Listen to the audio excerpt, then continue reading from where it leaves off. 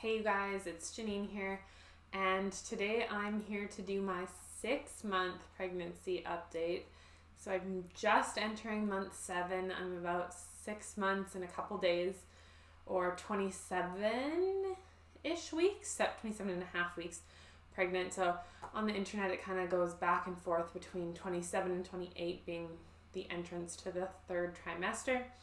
But I guess the end of this week, I will definitely be in my 3rd trimester, entering my 7th month of pregnancy, and there are only 3 months left to go, which is wild. I say this every video, but I can't believe how fast and slow time is going. It's strange being pregnant in COVID because we don't go anywhere really, obviously travel-wise. We've gone to a few, shops, and we've eaten on patios for dinner and stuff like that, but I think everyone's felt like this pandemic has been going on for a really long time. But it also feels super crazy that I've been pregnant for 6 months. I guess 1 month of it was not in COVID, but I didn't really know I was pregnant at that point. So basically my entire pregnancy has been during COVID, which is odd. Anyways, in this past month, I've definitely gotten bigger. I will show you my bump at the end of the video. You can definitely tell I'm pregnant now. You can't really hide it. We had a midwife appointment at 25 weeks, I think. So kind of just at the start of month 6. And we have another one coming up here, I think in a week or so. So they've started to get more frequent. I know kind of after 30 weeks, they start to pick up almost every 2nd week, which is crazy because I feel like my life is literally just appointments.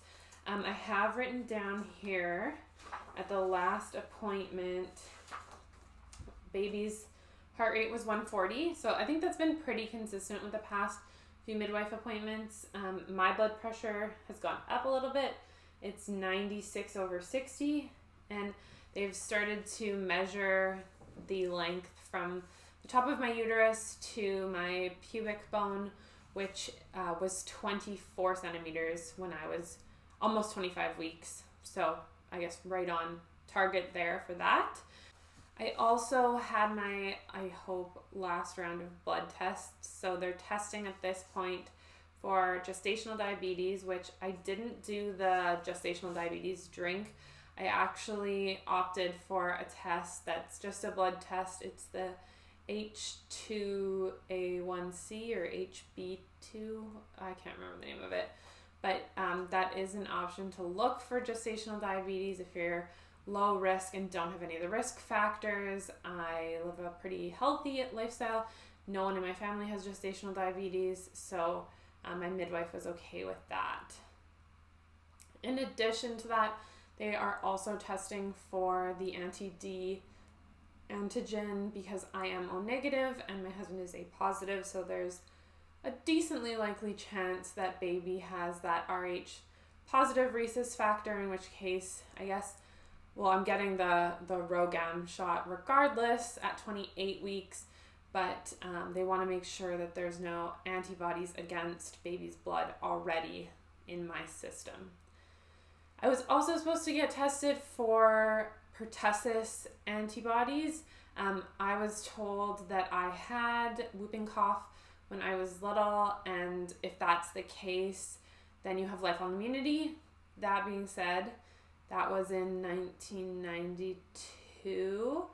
So the records are not available on the internet, and I haven't been able to track down the confirmed virology of pertussis and having it.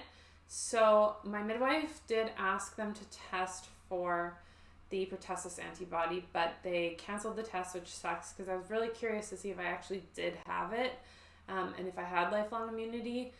And I guess that they can do that when it's just more expensive to test for the antigen or antibody than it is to give you the vaccine for it. So I guess I'm probably getting the vaccine for that too in the coming weeks, which I don't love because I'm not a huge needle fan. But I guess, oh well. We also started going to go see a pelvic floor physiotherapist. So like I said, my weeks are just filled with appointments at this point. Both, or I guess two of my girlfriends suggested that I go and see a pelvic floor physiotherapist, and $500 of it is covered by my insurance. So I figured, why not?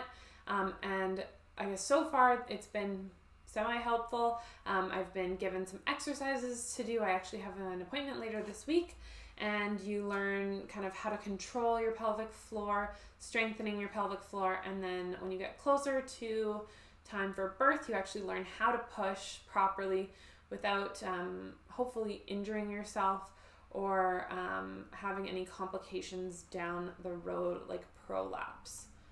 So I think like if, obviously I haven't gone through birth yet, but if this is something that you're interested in, I would definitely check it out, especially if it's covered by your insurance. Can't hurt is kind of how I'm looking at it. And if I can avoid prolapse, I think that would be good. Let me see here. My husband says that I've started to waddle a tiny little bit. So definitely my stomach is getting bigger. Baby's kicking all the time, especially when I am sleeping or trying to fall asleep at like 11:30. And then I'm finding that baby is also waking me up early, so either 5 a.m. or 6 a.m. and having a bit of a dance party, so I can't always go back to sleep, which has been exhausting. Yeah, I know that I'm sure someone will comment in the comment section or have this thought in their head that like, just wait until baby's here, but that's not really helpful. At this point, it doesn't make me any less tired. I still have to function and work a job that requires a lot of brain power on most days. So yeah, I'm tired. I'm tired. Oh, my husband also said that I'm more hungry or I'm eating more often, but sometimes I'm starting to get full faster. I think because baby's starting to push up against my stomach. And I have gotten a little bit of heartburn on occasion, but it usually goes away with the Tums, so that's good. I've noticed that I'm getting a little bit of what they call lightning crotch, which they don't tell you about that when you're not pregnant. It's not that fun. I get it when I'm walking too fast. And it's kind of like a sharp stabbing pain in your uterus / pelvis area, but it goes away fairly quickly. I've been getting a decent number of massages, which have been helping, and chiro with my feet and toes and ankles, so that's good. I've also started doing some ankle exercises in addition to my pelvic floor physio exercises, and also trying to meditate and do more breathing exercises. So yeah, my days feel like they're jam-packed with all of these things to remember and appointments to go to. Yeah, I'm ready for baby to be here and to not be pregnant anymore and have to go to all these appointments, because I swear some weeks there's like 3 per week. Speaking of appointments, we actually are seeing our doula this weekend for our second class, and we start our child and I guess birth and labor classes tonight, so I'm so excited that they're in person. We're gonna have to wear masks and social distance and all that good stuff, but I really haven't met many moms in the Calgary area at all because, well, we've been in lockdown, and I think it will be good to, I guess, meet people around our due date as well. So it's 7 classes, 1 every week, and then I think the 8th class is after everyone's babies are born, so that'll be good. It's pretty close to our house. I'm actually hoping that some of the moms and dads live like near here and us, and then our kids can like be friends and we can drink wine while our kids are being friends. I think that's how that's supposed to work. So I will update you when I do my next video on how that's going, because it will have been, I think, 4 weeks by then. We've been continuing to purchase most of baby's clothes secondhand. I got a big lot, I would call it, of secondhand clothes. Some of them were kind of gendered, so we're getting rid of those. I'm just going to sell them on Facebook Marketplace or donate them. It was like $200 for probably like 300 items, and a lot of them were really neutral, which I really appreciated, and kind of going anywhere from that 6 month to 18 months. So we have tons of clothes now. I've washed them all. We just don't have a dresser yet for baby, which is coming apparently in the second week of September. I'm impatiently waiting for it because I would like to organize this room that I'm actually sitting in right now is the nursery, so it's going to be baby's room. Everyone says that this is like nesting, but I think this is maybe just my like OCD and type A personality, because I've been like this the entire pregnancy and my whole life. I kind of just want to get things organized and done and dealt with. The other thing that's on my to-do list here pretty quick is packing a hospital bag. I know that it's unlikely I would go into labor at this point, but again, being prepared for something like that, especially after having a friend go through an early labor and having her baby in the NICU for 9 weeks, I think I'd rather just be prepared than not. So I'm planning on packing all of the cozy things. So I have some slippers and a robe. I'm toying with the idea of like a labor gown that's a bit softer and nicer than a hospital gown, as well as, you know, things obviously like a charger and snacks, lots of snacks. And my husband wants to bring some wine, which I think is cute, maybe some bubbly, and we might have to sneak that into the hospital. As well as I've been told like a pillow and your own blanket are good to bring, and kind of all of your postpartum things that you need medically. So definitely going to start researching those. Mommy Labor Nurse is kind of where I've been going for all of the postpartum ideas and items to buy. I actually have some stuff coming over the border with a friend. It's called Dermoplast. I can link it below. But you can't get it in Canada, and apparently it's a godsend after you give birth, so I am excited to receive that. The other thing I procured from the States was some clothing from Target, so that was kind of really the only clothing I bought new, and I really love the Cloud Island onesies from there, so I picked up some of those. And she's also sending up a breast pump that you can't get here.